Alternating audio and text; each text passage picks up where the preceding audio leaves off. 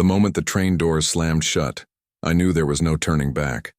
The air inside the cattle car was thick, a mixture of fear, sweat, and disbelief. Dozens of eyes stared into nothingness, frozen by the same question echoing in my own mind. How could humanity come to this? But I wasn't there as a victim. I was there by choice. My mission was to walk into the heart of hell itself, and survive long enough to tell the world what it looked like. Outside, the iron wheels screamed as they dragged us closer to the unknown. I felt the weight of the hidden microfilm pressed against my chest, the only weapon I carried. No gun, no uniform. Just a lie that would keep me alive, and a truth I prayed to deliver before it was too late. My name was Witold Pilecki, and I was about to become prisoner 4859. When the doors opened, the cold cut through everything, the skin, bone, courage. Guards shouted in German, dogs barked, and the first blow from a rifle butt split the silence like a curse. I fell to the mud and tasted blood. It wouldn't be the last time. The gate loomed ahead, crowned by the words that mocked every breath that passed beneath them. Arbeit macht frei. Work sets you free. In that moment, freedom felt like a word from another lifetime. But I wasn't here to escape, I was here to witness, to map the machinery of death from the inside, to count the names before they became ashes. And as I stepped through that gate, a thought burned into me stronger than fear itself. If I died here, at least the world would know why. They told me it was madness, that no man in his right mind would step willingly into the jaws of Auschwitz. But I had seen enough from the outside to know that silence was deadlier than bullets. Someone had to go in, to document, to witness, to tell the world what was happening behind those gates of smoke and deception. So I volunteered. I crossed the line that no one ever crossed by choice. My name is Witold Pilecki, and this is not a story of heroism. It is a story of duty, the kind that claws at your conscience until you either act or drown in regret. I was a soldier of the Polish resistance, and my mission was simple in theory, impossible in practice. Infiltrate the most secret and feared place on earth, build an underground network inside it, and send proof of the truth that no one wanted to believe. Inside Auschwitz, I found a world stripped of humanity. Yet it was there that I also found the last fragments of courage that still existed in man. Every day was a battle not against the enemy, but against despair. We fought with whispers, scraps of paper, stolen moments of defiance. I learned that survival itself was resistance. Before this story begins, I ask you to like this video if you believe that stories like these should never be forgotten. Subscribe if you want to walk with me through the untold human stories of World War II. And in the comments, tell me, where are you watching from? What city, what country, what corner of the world are you hearing this from? Because the more we remember together, the less likely we are to repeat what humanity once allowed. Warsaw, 1940. The city was a scar. Bricks stacked upon grief, smoke rising like prayers that would never reach heaven. German patrols haunted the streets, their boots echoing against stone walls as if time itself marched under their command. I had already lost friends, comrades, and a sense of what home even meant. But the worst part wasn't what the enemy was doing. It was what the world refused to see. Rumors of camps had spread, whispers of people disappearing into shadows that had no return. The resistance knew we needed proof. Without it, the world would keep calling the rumors exaggerations, the stories propaganda. That's when my superior, Colonel Cruciel, mentioned a daring idea. Someone had to get inside.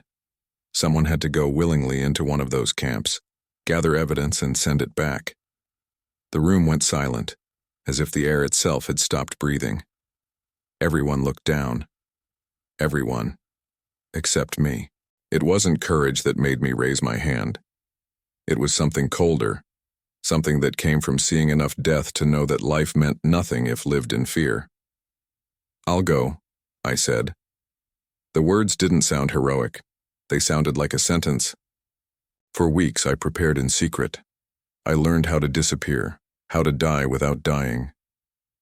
My false identity was crafted, Tomasz Serafiński, an ordinary man, easily forgotten. I left my wife and 2 children with a promise I could not guarantee, that I would return. Her eyes said everything she didn't dare speak. When I walked out of our home, Warsaw was draped in twilight. I remember the smell of burnt bread from a nearby bakery, the sound of a tram bell in the distance. Normal things, fleeting and fragile. I tried to memorize them, knowing they might be the last real moments of my life. The plan was simple. I would allow myself to be captured during a German roundup near Jolibors. The soldiers came at dawn, shouting orders, firing into the air. I didn't run. I let the chaos swallow me. A rifle butt struck my shoulder, and pain shot through me like lightning. But inside that pain was relief. My mission had begun. In the holding camp, I met hundreds of men, teachers, priests, farmers, all waiting for a train they did not understand. Some prayed, others cursed, a few simply stared into the dirt. None knew where they were going. I did. And that knowledge felt heavier than the chains around my wrists. One night, as I sat against a cold wall, an old man beside me whispered, "Do you think they'll feed us?" His question broke me more than any blow could. I wanted to tell him the truth, that food would be the least of our concerns. But lies are sometimes the kindest mercy. I nodded and said, "Yes, they will." When the train finally came, it wasn't a passenger car. It was a wooden box. No windows, no air, no dignity. As the doors slammed shut, a young boy began to cry. His mother tried to soothe him, humming softly a Polish lullaby about stars and home. I closed my eyes and listened. It was the last song of innocence I would ever hear. And so the journey began. Not just to Auschwitz, but into the darkest corners of what man is capable of. I told myself that I was ready, that my heart was armored, my will unbreakable. But the truth? No one is ever ready to walk willingly into hell. The train stopped with a violent jolt. The door slid open and daylight spilled in like a blade. For a heartbeat, no one moved. Then came the shouting, sharp, guttural German, and the dogs. The soldiers barked louder than the animals, their rifles swinging at anyone too slow to obey. We stumbled out one by one into a world that felt colder than death itself. The air smelled of smoke and rot, a heavy sweetness that clung to the throat. Above the gate, words forged in iron mocked us all. Arbeit macht frei. Work sets you free. I remember thinking, so this is what freedom looks like. The first lesson came quickly. Anyone who hesitated was beaten. Anyone who spoke was beaten. Anyone who looked up was beaten. The ground was littered with pieces of what had once been men. Torn caps, broken shoes, names already erased.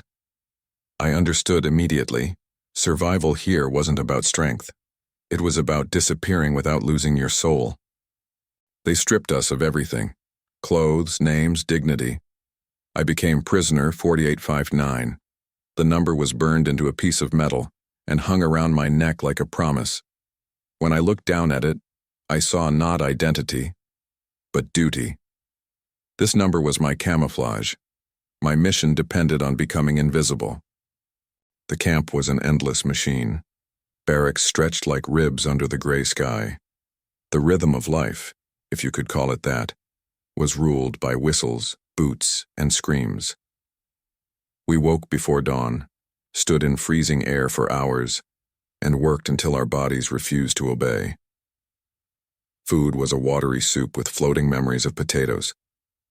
Yet somehow, we clung to life. Because dying meant letting them win. At night I began to observe patterns, guards, shifts, where the messengers walked, who looked away when cruelty became too much to watch. My mind became a notebook of human behavior. Every detail mattered. Somewhere within this madness, I had to build a network. Men who could trust each other without speaking, who could pass messages under the noses of killers. One of the first I met was a priest. His name was Father Colby. His eyes had something unbreakable in them, like faith carved into stone. He whispered prayers not for freedom, but for strength to endure.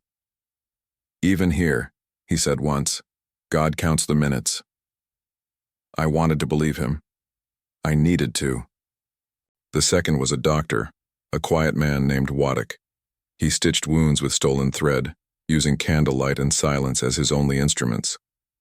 We agreed on one thing: if we couldn't save bodies, we would at least save truth. He became my first messenger. Each day I memorized events, deaths and procedures, the mechanics of genocide, and he helped me encode them into reports for the resistance. We sent the first message through a worker detail assigned outside the camp. It reached Warsaw weeks later. Thousands murdered. Systematic extermination. The world must act. But the world didn't. They said our information was too horrifying to be true. That disbelief hurt more than any beating. Still, we kept going. Every death was another reason to continue. Every cry at night another reminder of why I came. I began to see courage in the smallest acts. A man sharing his bread. Another refusing to scream. Resistance, here, was not in guns or sabotage. It was in retaining the last pieces of humanity they tried to strip away. As the winter deepened, I stopped feeling cold. My body adjusted, but my soul didn't. Sometimes, when the moonlight touched the barbed wire just right, it looked almost beautiful, silver lines against the black sky. And that frightened me more than anything. Because the moment horror starts to look beautiful, you realize how close you are to losing what makes you human. There was no safety in Auschwitz, only moments when death chose to look the other way. Yet within that silence we built something fragile, a network of men who still believed the truth mattered. It started with glances, nods, and fragments of trust. We met under the pretense of cleaning duties, sharing crumbs of bread and whispers of plans. Each conversation was a risk, every word a possible death sentence. But we were soldiers still, bound not by rank but by the quiet promise that the world would know what was happening here. Our code was simple. We used numbers instead of names, gestures instead of words. We hid messages in the seams of clothing, in cracks in the walls, inside the pages of smuggled Bibles. Information flowed through us like veins carrying blood to a dying body. Reports on executions, medical experiments, new transports, everything the outside world refused to believe. Some nights I would lie awake listening to the guards' boots outside, the distant cries, the rhythmic hum of the crematoria.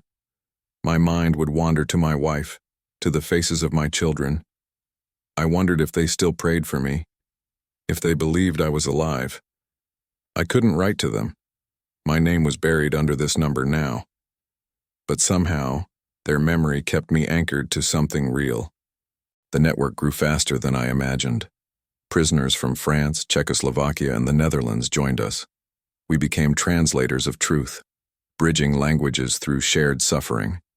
Even in a place built to erase identity, we found unity. The Germans could control our bodies, but they couldn't control the fire that whispered in secret. We will not be forgotten. One of our most trusted contacts was a Jewish carpenter named Leon.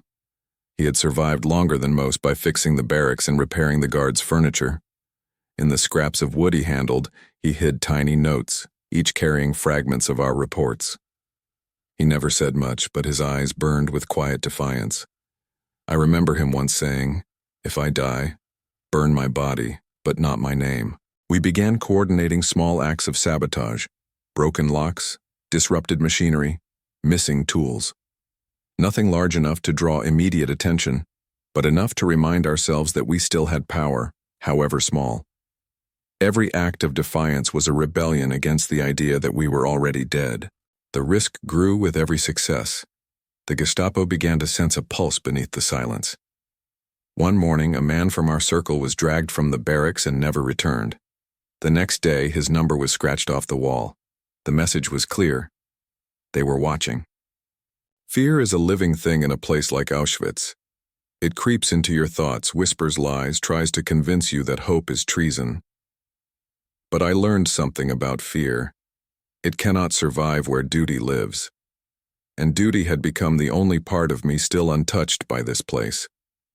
The night we sent the largest report was the night I stopped sleeping. It contained the full scope of what we'd witnessed. Thousands perished weekly, entire families erased, the air itself poisoned by smoke from the chimneys. The courier who smuggled it out risked everything, walking through snow with death on his heels. When word reached us that the message had made it to London, we didn't cheer. We simply looked at one another and nodded. One more truth had escaped the wire, but deep down I knew we were running out of time. The Germans were tightening their grip, the violence becoming more desperate, more methodical. I could feel the walls of hell closing in, and I began to understand that surviving was no longer the mission. Bearing witness was. By 1942, Auschwitz had changed. It was no longer a prison. It had become a factory of death. New sections appeared overnight, fences, barracks, smokestacks. The air itself felt heavier, as if poisoned by secrets. We began to hear the rumors first. Gas chambers disguised as showers, transports that entered and never left. But rumors don't carry the smell of burning flesh. Reality does. The first time I saw it, I could not move. A column of smoke rose beyond the trees, twisting like a dark prayer into the sky. The guards said it was industrial waste. But the ash that fell from the wind told a different story. It stuck to your skin, your clothes, your mouth. Some men wiped it away. Others let it stay, as if carrying the dead upon their bodies was the only way to honor them. We tried to record everything: times, numbers, locations. But how do you measure something designed to erase all meaning? The camp's machinery was precise, efficient. They had turned murder into mathematics. And yet behind every number was a face. Behind every transport, a story. The Jewish prisoners began arriving in endless waves. Mothers clutching children, old men holding on to dignity as if it could protect them. I remember one woman, small, frail, her hair streaked with gray. She smiled at me as she passed, as if to say thank you for still standing. Hours later, I saw her face again, in the smoke. The priest stopped praying aloud. The doctors stopped asking questions. Even the guards spoke less, as if the weight of what they did had seeped into their bones. But within our network, silence became its own form of prayer. Every report we smuggled out was an act of faith, faith that someone somewhere would care enough to act. One night I was summoned to help carry bodies to the pits. The air was thick with soot, and the moon glowed red through the haze. The man beside me whispered, "Do you still believe we can win?" I didn't answer, because in that moment, victory no longer meant survival. It meant being remembered. Our underground grew desperate. The outside world still doubted our reports. London thought them exaggerated. The Vatican said, unconfirmed. I realized then that truth, like life, needed more than courage. It needed belief. Without it, even the most horrifying facts fade into whispers. By winter, disease claimed more lives than bullets. Typhus spread through the barracks like wildfire. Men died where they stood, their eyes still open.